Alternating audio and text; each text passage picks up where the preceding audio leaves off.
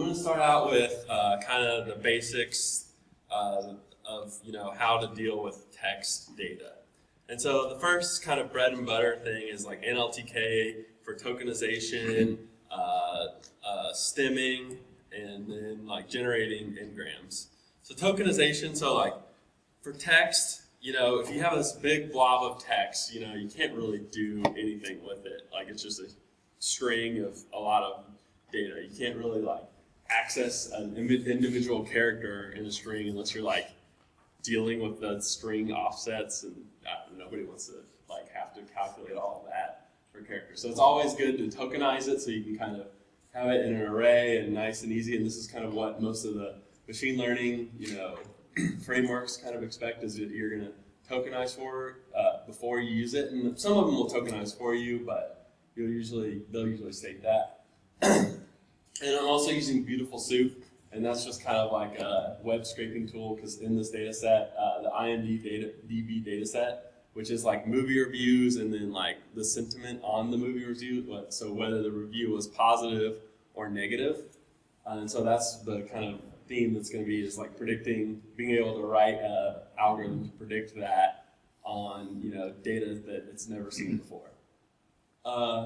And so cleaning it up and getting it into a nice format, into a nice array where we can start doing some stuff with it. So that's the tokenize. And so the kind of oldest trick in the book is generating n-grams. So what n-grams are is like a word by itself usually has like very little meaning. Like you just have water. That doesn't have very much meaning. Or is it like you have hot water, that has a lot more meaning than just water.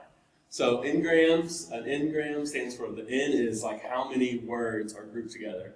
So as you can see here, it's basically like going through the data set and then basically grouping the words in buckets of 2. So you could go, this is a bigram specifically, so you could go to a trigram. I did not run my first. The pitfalls of Jupyter Notebooks. Let's see, let's hope we can run, come on.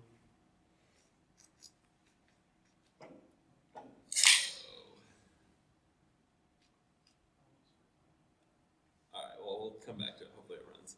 But basically this would just do like 3 3 elements in an array together instead of just having the 2. So you could, do, many, as n-grams as you want. But usually after you go over, I don't know what the 4 is, 4 gram, I'll just call it, because usually you want to use like just 1 unigram, bigram, or trigram, but after you go over 4, like the probability of you seeing 4 words together gets really low, so usually people stop at like a trigram kind of deal. And then next is stemming, and then basically what this is doing is taking words and kind of reducing to their stem. And so this kind of like takes like plurals of words, or like maybe words that are, they have like the same root meaning. Oh, there we go. See, story. So this is the trigram. Story of a man. So it kind of gives you more meaning into a window of words. So stemming, it kind of, you could have like opening, and then you could have like opens, and it will just reduce both of those to open. So that could kind of give you a more, predictable, could reduce your character set or your word set down. So then when you like generate bigrams, that maybe give you more of a more predictive power. Instead of having to learn the meaning of opening, opens, open, you just learn open, then some models that helps you quite a bit. So it's a quick tour of the basics. And then next, I don't want to open this in a new notebook. Oh, well, we'll do it. So next, I'm going to go into kind of the classic method. So I'm going to go through this really fast because we have a lot to cover, but basically what this is doing is, so for a machine learning model, it really doesn't know anything about like words. It usually you want some integers to feed into it, like you're basically like doing linear algebra and stuff, and linear algebra knows nothing about a word. So you kind of want to reduce a word set into a vector that you can kind of do a math problem on. And so what the classic method is to do like a count vectorizer. So basically, you have an array with all of the counts of the characters in your word set, and then you're kind of generating a count. So this is a very sparse vector. And what that means is you have a ton of zeros in your array, and then you'll have like, if the is in your character set once, you'll have 1, but if it's in there twice, it's 2. And so that kind of just is an easy way to feed this into a machine learning algorithm that you can kind of do a math problem on. Colin, you said a count of characters. Did you mean a count of words? Count of words, yeah. Yeah, my bad. So here, the count vectorizer in scikit-learn, it will take n-grams, so you can do the bigrams, or you could do the unigram model. And here I'm just using logistic regression. That's usually a classic one that works pretty good on text data sets, and also naive Bayes is another classic one. So here, seeing the accuracy. So the accuracy that it predicted 75% of the sentiments correct from this data set, and I split it out into a test set of 10% of 25,000. So it got like roughly 7,500 of 10,000 correct. And so here is a library, and this is kind of way off topic, but I'll just cover it briefly. It's like an explainability model for machine learning algorithms. And so this kind of explains like what were the most important features were for a prediction. Here you can see like the bigrams that were the most important to predicting, that had the most predictive power. And these are what you would expect, right? Like waste time is probably a bad review. Worst movie, if you see that, is probably a bad review. 10, 10. So that's like stripping out the slash and then tokenizing that. So that's probably a good review. And so it's just kind of cool to see how the bigrams work together to kind of have the predictive power for the machine learning algorithm. Any questions on that? Just an overview question. Maybe you said this and I missed it. Yeah. So I guess we're taking the text of these movie reviews and trying to predict good or bad? Yes. Okay, I made this up. The sentiment of them is like, did the person like the movie or did the person hate the movie? Gotcha. Yep. So in your data set, how did they, because you're saying it got 75% right. Yeah. How do you know that the sentiment is correct in the data set? Like, how was that sentiment created? Okay, so up here I'm doing a test train split. So I take a data set that's already labeled, and then I get 90% of it as my training set, and then 10% I hold out and I don't show that to my algorithm. And then later on, after I've trained, I take that 10% that I already have labels for, I see what my algorithm predicts, and then I compare that to the labeled data set. So my question is, the label, how did they get the label? Do you know how that data set? It's user reviews. Yes. Come up from there. Yeah. Yeah, you could have somebody that actually like read these, like there's all kinds of ways to get labels. Okay. Yeah. They're all expensive. Yes. So you're taking the value and counting them, and how you're classifying them? How am I classifying? Just yes or no. Is that what you mean? Like, what do you mean by how am I classifying them? So for example, we use Watson for our use case, and the providers call them. Yeah. And when they start using that system and if they not like that or something, they keep saying. So how we can catch that and come to a score? That part I don't understand. That's like a really loaded question. I think we should probably like take that offline and do that afterwards, because that's a long answer to that. But I'd be happy to talk to you afterwards. Do you have a reserve for somebody that neither like or dislike? Let's say I start to watch a movie, I just like, okay, well, not interesting, and then give up on it. Do you count the data as well? No, this data set is specifically tailored to yes or no. There's no like mild. It's a curated data set with a binary. Yeah. But you could, if you had a data set like that, you could do a prediction like that. You could do yes, mild, no. Okay. Yeah, it's just this data set is not that way. Okay, so that's kind of like a tour of like the classical kind of up until like 2014, what most people, this was like the state of the art then. But then as like computers got pretty powerful and deep learning kind of got, more popular, and Google has their unlimited ad money, and they were able to like spend all their money on doing stuff because they get all of our data. They were able to, there was a new method invented. Well, I don't know if it's really invented there, but it kind of got popularized as computers got more powerful, and that's called word-to-vec or word vectors, or there's a couple other names for them, but usually you hear them called word vectors or word embeddings or word-to-vec algorithm. And so what this is basically taking data or a text data set, and it's kind of learning the relationship of words to each other. So there's kind of a couple different ways of learning word vectors, and that's kind of out of the scope of this.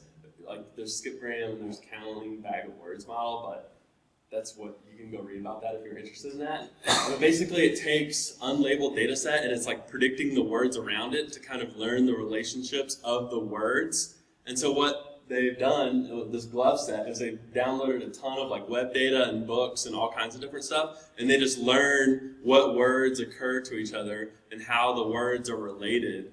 And then you can feed that as you can kind of pre-process your text. So basically machine learning algorithms want vectors, right? They don't want words. So the earlier method was like the count vectorizer. We were having a very sparse input vector with just counts.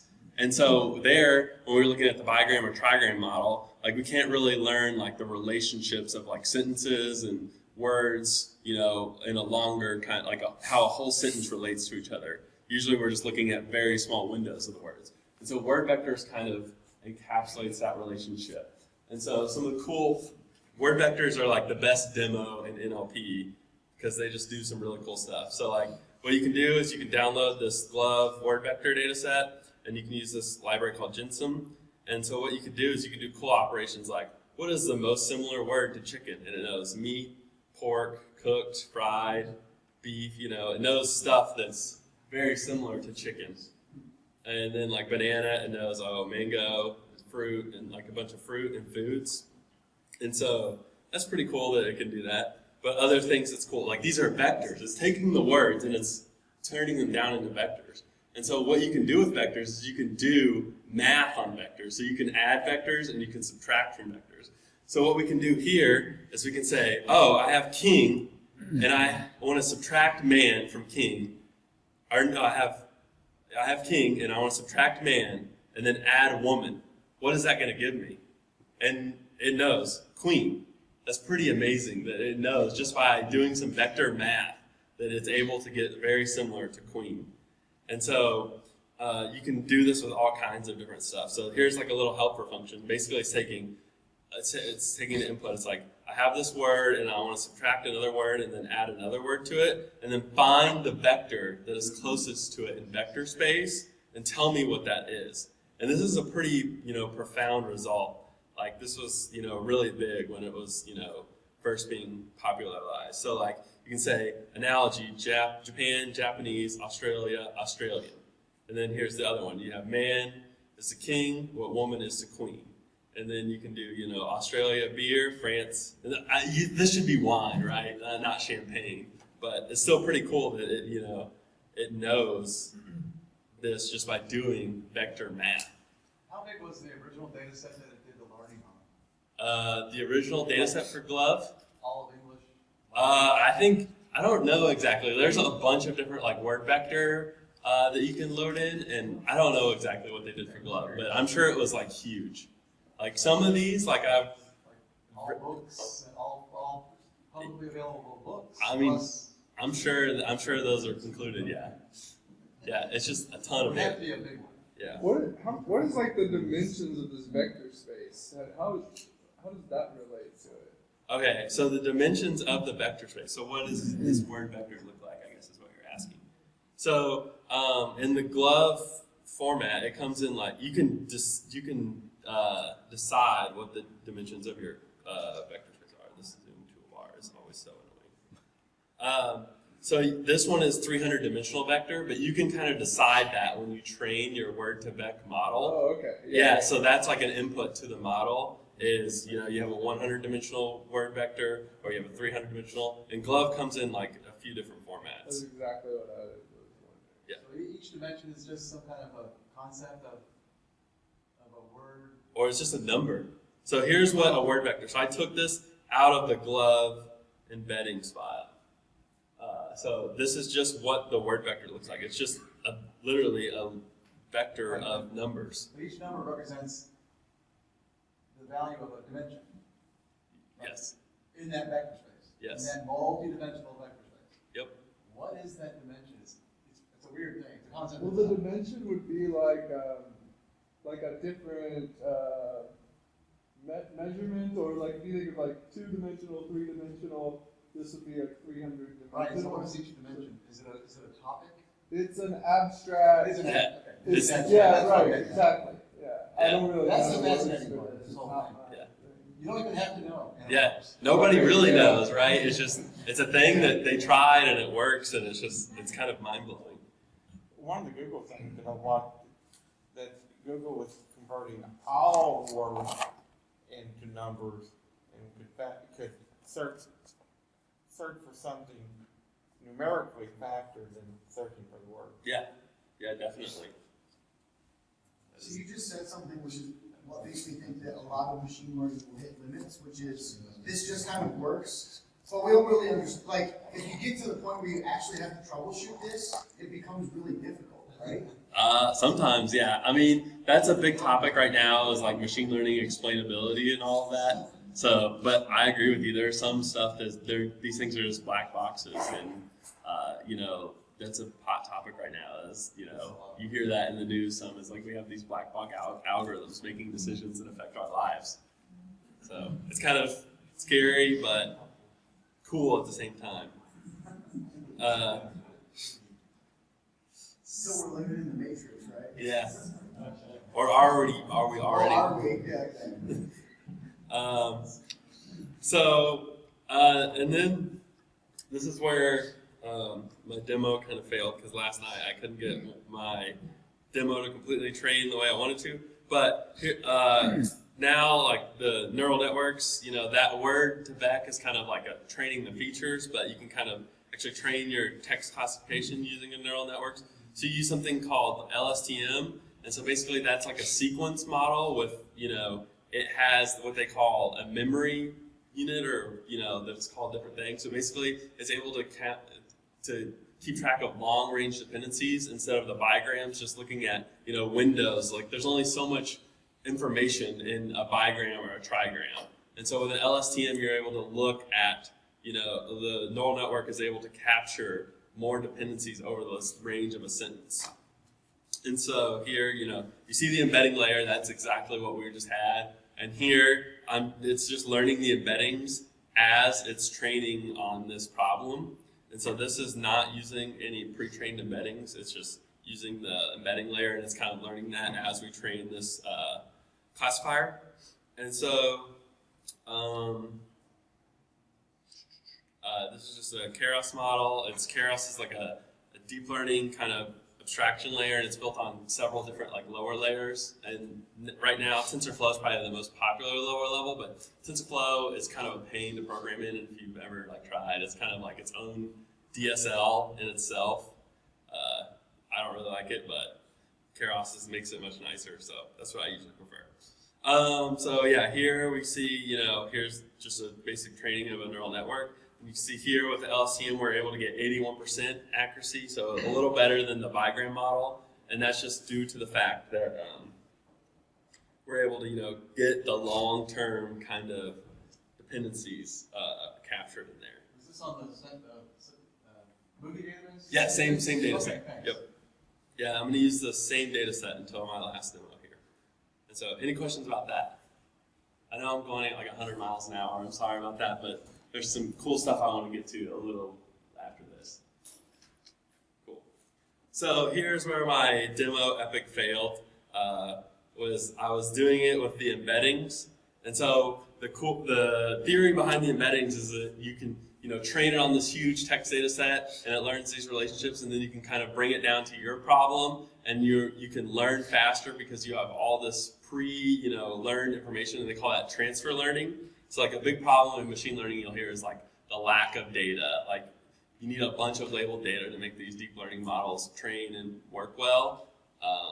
That's kind of the disadvantage of like the classic probability-based models that we covered earlier, or like the regression-based models. They don't need as much data, and so to kind of solve that, they decided to use the word vectors to kind of input those, use the pre-trained word vectors, and use those to kind of give your embedding layer a boost to not have to learn those relationships, and then you can kind of train and hopefully learn faster with less data. And so here, this very epically failed. Well, I'll get to that. So here, I'm just loading the data set, and then loading the word vectors from the file system into the format that Keras expects. And I'll put all this code on GitHub, and if you have any questions, you can ask me after, or I can put my email somewhere and you can email me. And I mostly just got this off the docs, like I didn't write this myself. So here, just the same model, but with pre-trained embeddings. But here's where Epic failed. It actually did way worse. It was supposed to be better. So it actually did 10% worse, and it takes a lot longer to train. So yeah, Epic failed there.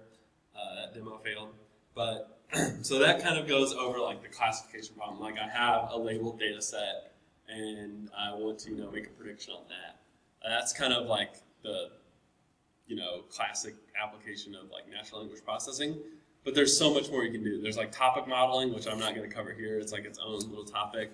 But there's also kind of like the new like hotness is like generative models. Like so you're taking text, or you're basically learning the relationship of text, and you're taking text and you want to generate text similar to that.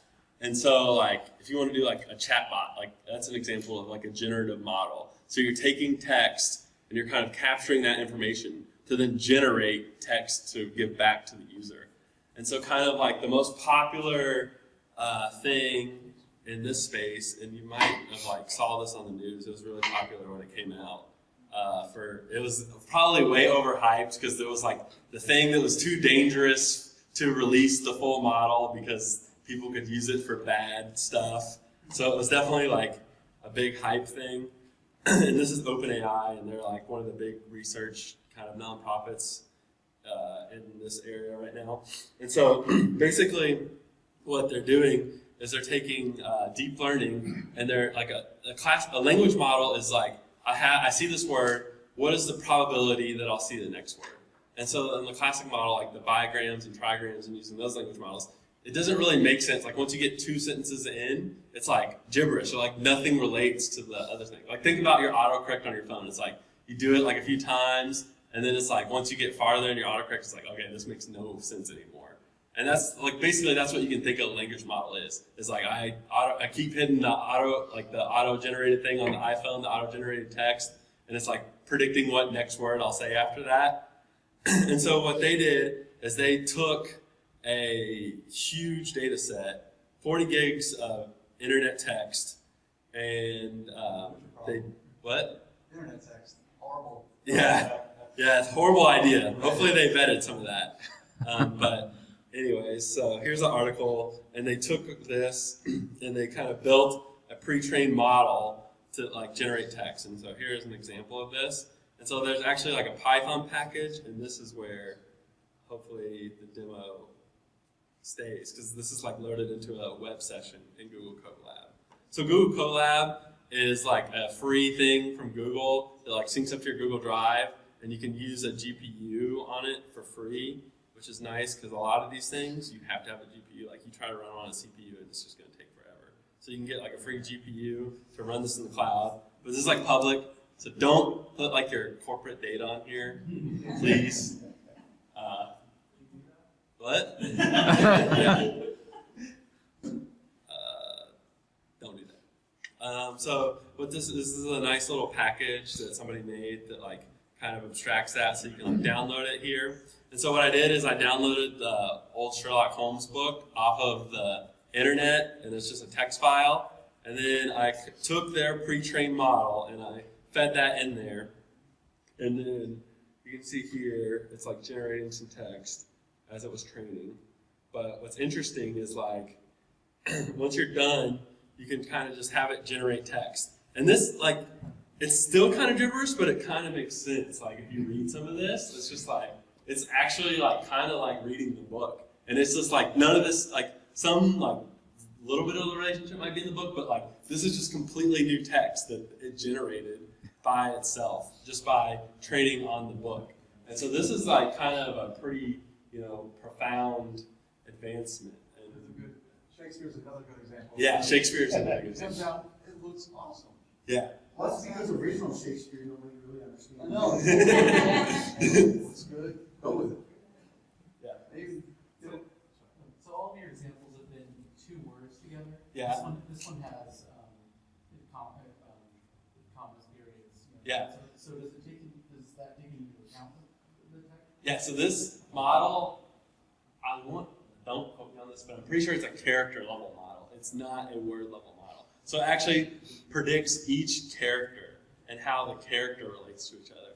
So when it's generating this stuff, it's going character by character, not word by word. It may have been trained with n-grams of longer sequences. You don't know, right? Yeah, I don't know the details. It's pre-trained. Yeah, it's pre-trained. So, I mean, the big profound thing here is like they're using this new, they're using this new kind of model of a transformer architecture, and that's kind of like the new hotness here. Is it like can capture long range dependencies, whereas like an LSTM could start capturing like dependencies over sentences. The transformer can like capture dependencies over like paragraphs of text, and so this is kind of like. That's kind of really helpful, and that's kind of been a problem in natural language processing is like once you get a little bit into the generating stuff, it just starts to turn to gibberish. So this is kind of like, right now, it's probably not the state of the art, but it's close to the state of the art. And so this is a pretty cool thing to download and play with in Google Colab, and I'll put this notebook out on GitHub, and you can just load it into Google Colab. And if you have a Google Drive account or a Google account, it's completely free, and you can just play with this. And so some of the cool stuff you can do here is you can like start it with a prefix. So here I said this is a test. And so look, it made sense out of that. Like, I don't know, I think that's really cool. That you could just, it's pretty a profound thing that you can use to kind of start generating text. Any questions about that? You said you use a pre-trained model. Yes. Then you use the Sherlock Holmes as what? So that kind of takes the pre-trained model. Style or something? Yeah, so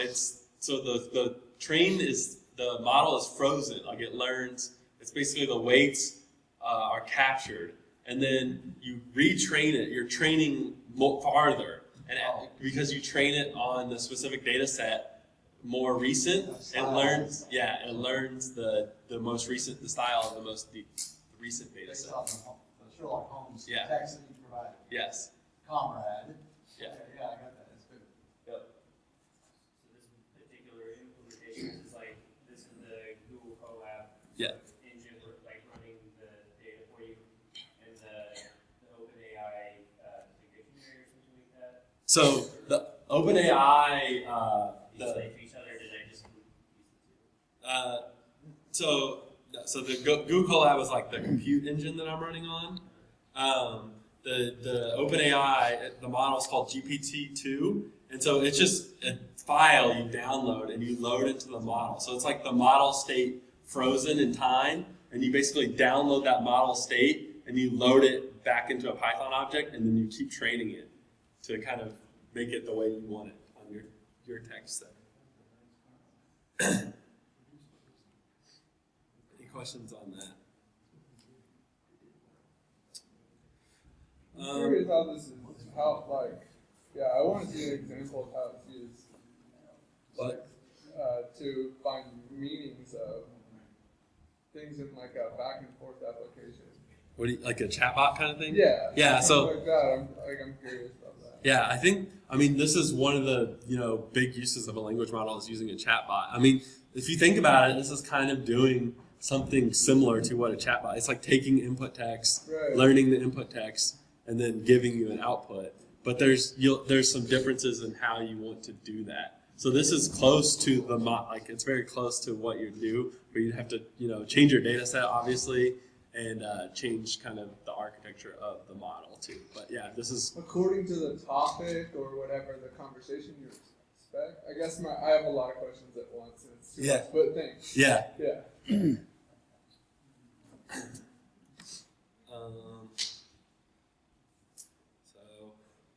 So some stuff that I didn't cover, so that's my last demo, but I'll wrap up here really briefly. I know I've been on for a while now. But some stuff I want to show you that's kind of cool. So Spacey is another good library. And so one of the cool things, it has a lot of good stuff in here, but one of the cool things in here is the entity recognizer. And let's see if I can, of course I'm not going to be able to find what I want.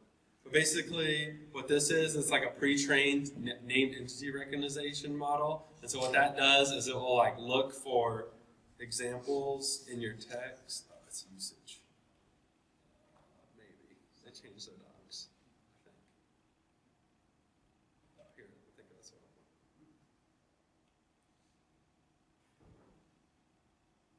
Oh well.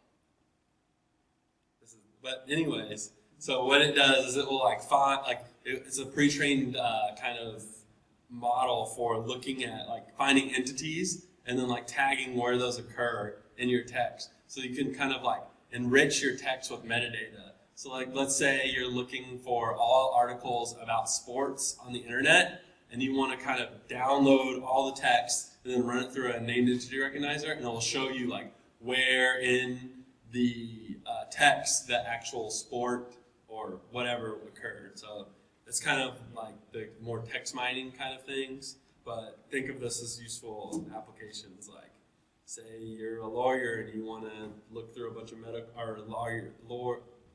legal documents, and you want to find different parts of those. That's very useful. Ginsum, that's the word vector. This also has topic models. And so that's pretty cool. That's if you're interested in this stuff, that's definitely something else to look at. So basically that's like takes a group of document or like a whole range of documents and finds the topics, the most common topics that occur in them. And that's all I have. Any questions? Thank you for coming out, and sorry my voice was very raspy.